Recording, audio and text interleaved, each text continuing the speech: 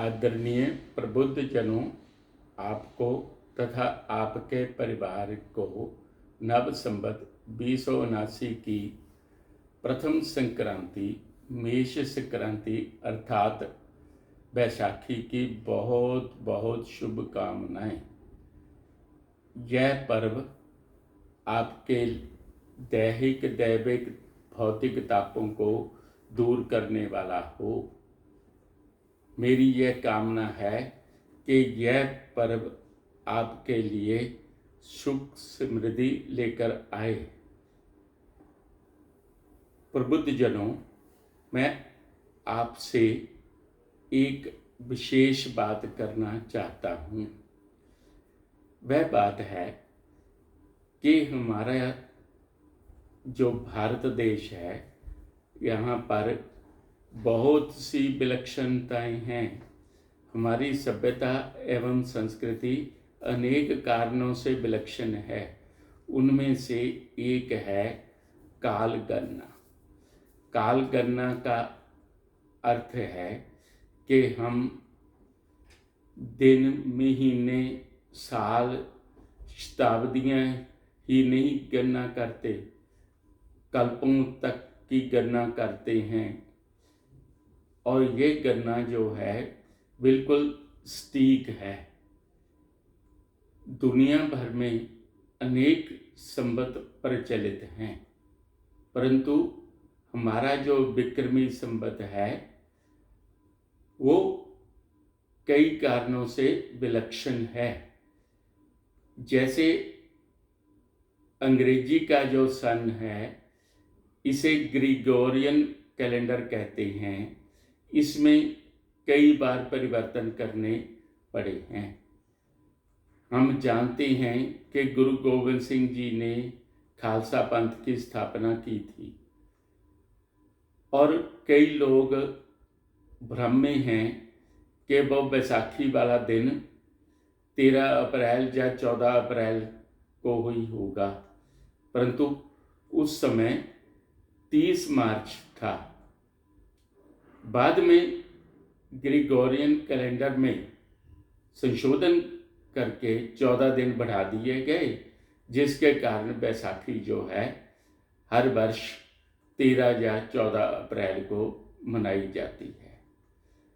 परंतु हमारे विक्रमी संवत में इस तरह के संशोधन करने की आवश्यकता नहीं पड़ती। क्यों नहीं पड़ती? इसका प्रमुख कारण मुझे यही मिला है कि हमारा विक्रमी संवत जो है उसका संबंध हेवनली बॉडीज के साथ है। जब चंद्रमा पूरा नजर आने लगे तो हम कहते हैं कि पूर्णिमा है।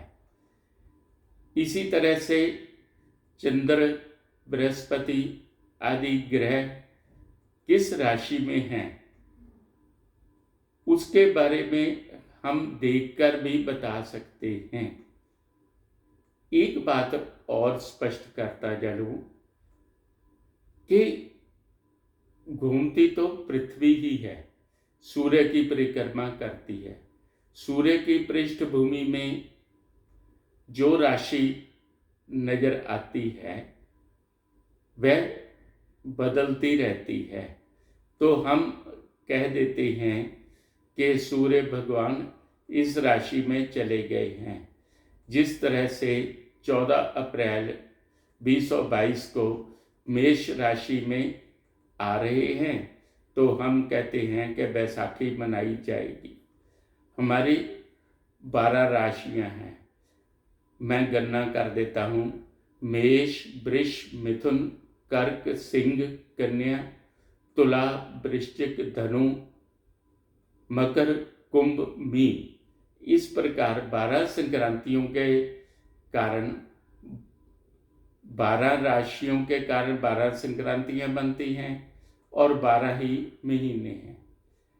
जैसे पहला महीना बैसाख, जेठ, आषाढ़, सावन, भादों, अस्सू या आश्विन, कार्तिक, मगर, पो, माघ, फागुन और चैत। इस प्रकार से 12 महीने हो जाते हैं। ये काल गणना जो है हमारे देश में बहुत प्राचीन काल से चली आ रही है। मैं ये तो कह सकता हूँ कम से कम आज से 279 वर्ष पहले बैसाखी मनाई गई थी। गुरु गोविंद सिंह जी ने खालसा पंथ की स्थापना के लिए बैसाखी वाला दिन चुना क्योंकि यह दिन बहुत शुभ है। परंतु यह कहना गलत होगा कि बैसाखी ही तब से मनाई जा रही है। बैसाखी तो बहुत पहले से मनाई जाती आ रही है। एक बात और कहना चाहता हूँ कि किसी समय हमारे देश में उज्जैन का महाकाल का मंदिर काल गणना का केंद्र था और आजकल लंदन के पास ग्रीनविच से संसार भर का समय पता किया जाता है। 0 डिग्री वहाँ से मानी जाती है।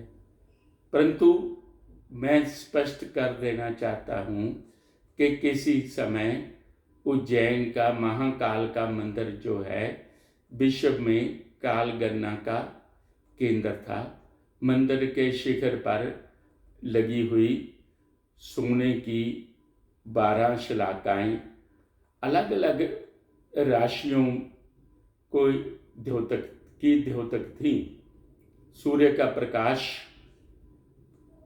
वैशाख में पहली शलाखा पर पड़ता था, जिसके कारण हमें पता चल जाता था कि आजकल सूर्य भगवान मेष राशि में हैं। ऐसे हमारे देश में बहुत से प्रबंध किए गए थे जो समय अवधि के अनुसार नष्ट होते चले गए हैं। मैं प्रबुद्ध जनों आपसे यही अनुरोध करूंगा कि आज के दिन आप भी एक संकल्प करें, आप भी एक प्रण करें कि आप अपने नगर के लॉन्गिट्यूड तथा लैटिट्यूड के बारे में विशेष जानकारी प्राप्त करेंगे। अपने मंदिर के मुख्य पुजारी को यह जरूर पूछेंगे कि हमारे मंदिर का लॉन्गिट्यूड तथा लैटिट्यूड क्या है। इसको मंदिर के सूचना पट पर अवश्य लिखा जाए। इससे हम सब प्रबुद्ध बन जाएंगे और यह प्रबुद्धता पूरे भारतवर्ष में फैलेगी और पता चलेगा कि हम ज्ञानियों की संतान हैं, वैज्ञानिकों की संतान हैं। हमारे देश में पैदा हुए ब्राह्मण, चरक आदि ऋषि मुनि बहुत बड़े वैज्ञानिक थे। आज का दिन उन ऋषियों को, उन मुनियों को प्रणाम करने का दिन है तथा संकल्प लेने का दिन है कि हम भी प्रबुद्ध बने। कम से कम अपने नगर के लॉन्गिट्यूड तथा लैटिट्यूड के विषय में जानकारी अवश्य प्राप्त करें। 1 डिग्री लॉन्गिट्यूड से 4 मिनट का फर्क पड़ता है। जैसे अमृतसर का लॉन्गिट्यूड जो है वो 74 डिग्री है, न्यूयॉर्क का भी 74 डिग्री है। दोनों में 180 डिग्री का अंतर है, क्योंकि अमृतसर जो है 74 डिग्री ईस्ट में है तथा न्यूयॉर्क 74 डिग्री वेस्ट में है।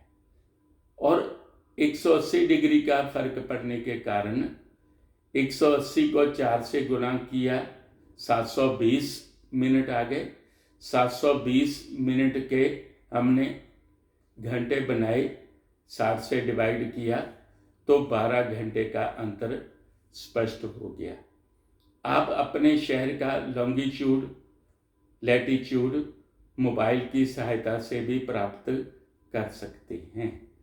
मैं ये क्यों कह रहा हूँ, इसका प्रमुख कारण मात्र एक है कि जब हम अपनी राशि के बारे में जानकारी प्राप्त करते हैं, जन्म पत्री बनाई जाती है, विवाह के समय पर टेवे का मिलान किया जाता है, तो पंडित जी समय तथा स्थान भी पूछते हैं। तिथि तो पूछी ही जाती है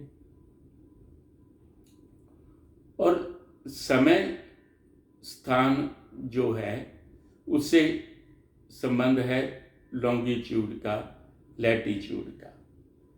परंतु मेरे मन में एक बात बार बार उठती है, वो बात ये है कि लुधियाना जैसे विशाल नगर का लॉन्गिट्यूड जो है वो एक लाइन कहाँ से गुजरती है, हमारे ब्राह्मण देवता को भी मालूम नहीं है। लैटिट्यूड वाली लाइन कहाँ से गुजरती है, इसके बारे में किसी को मालूम नहीं है। हाँ, हमारे पंजाब में जालंधर से तथा कुराली से 2 पंचांग प्रकाशित होते हैं, जिनमें 2 या 3 पृष्ठ हर नगर का